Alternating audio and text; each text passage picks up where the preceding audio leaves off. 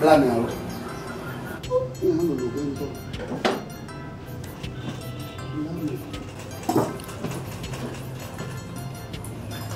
Let's speak a couple of Philippine Mapolidia. I put you over the Florida. Mucho mayor, Dashi, Nippon, Banhalabo.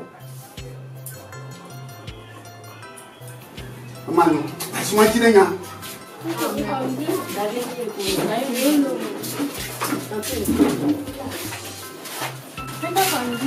Dia mi fono ma. Mi fono. Oh, man. Fai una fiore, non è troppo perché?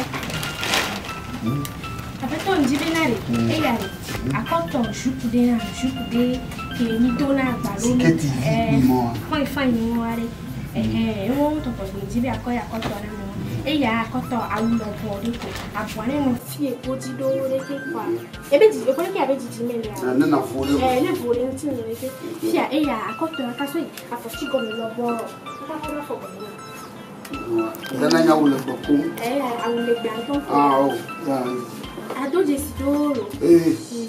A pa fo. Ko mo ti na. Anu mo.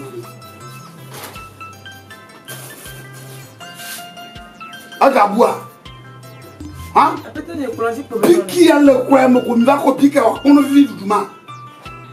Hein? Comment on pique plein de sacs? Hein?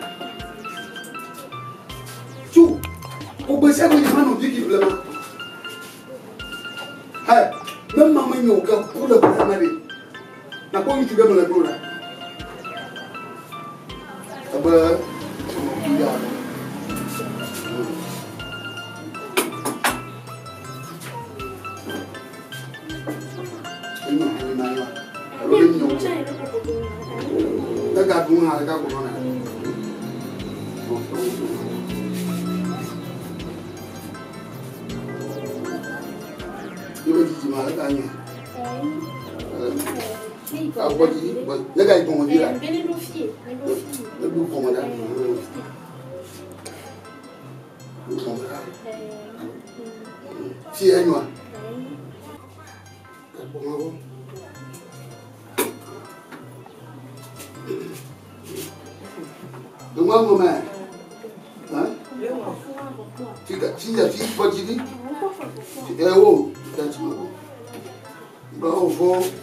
Bravo, Vadre.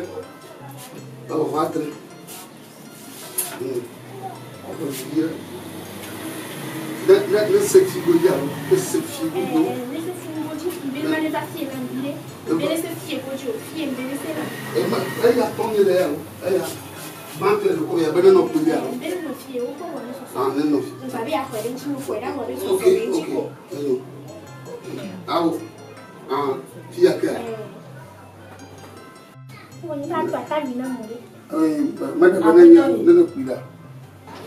Cho, mama semi gâteau. Bon, tu dis maman, trop.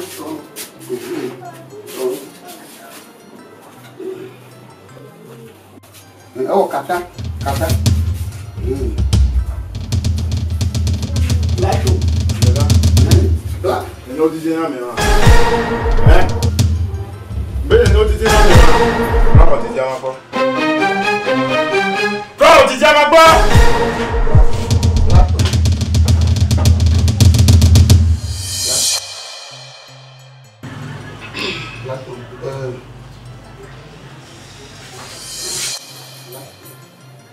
Madame a dit dia. Mana ba wul legbe.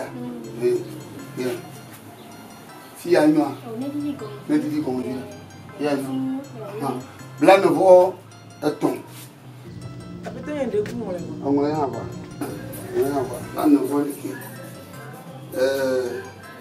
O to ngbe do. Ko na ka ka jira. Mo vi a sheke. Ông nói hả? Cảm tôi mua bạn mà chi chưa bà. Đâu cái gì?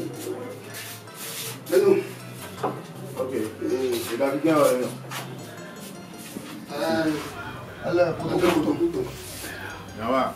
Awa me ton keke le kutokuto. A me ton keke wa. Ba wa mo. O wa fete ni de gari to na kutokuto. Ma se nko. D'accord. Le gari to na kutokuto. Le mo nyo. Donc vous prenez mon écart. À quoi vous avez le là? Kotokun fait là. Les nuits d'abord là. Il y a un soir kotokun là côté là. Et bien quoi? Elles sont dit. Elles sont dit. Acaba sont dit. Sont dit. Hein? Vous pouvez sont dit. Elles sont dit. D'accord. Nous commençons. Quand maman comme m'a dit ton nom.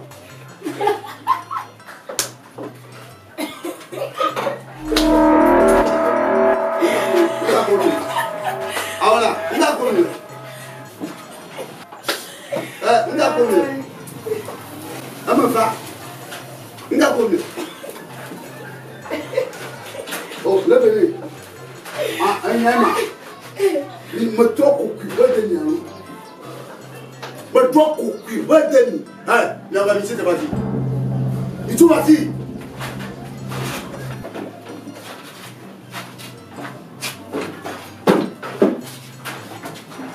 Va.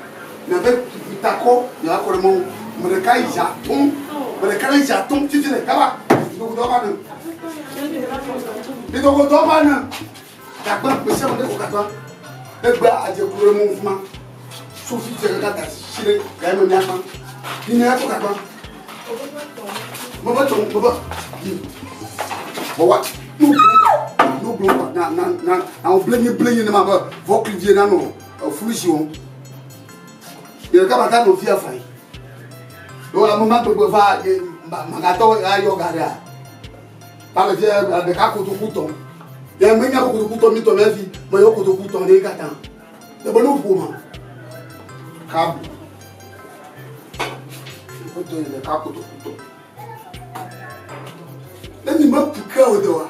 You know what I'm getting.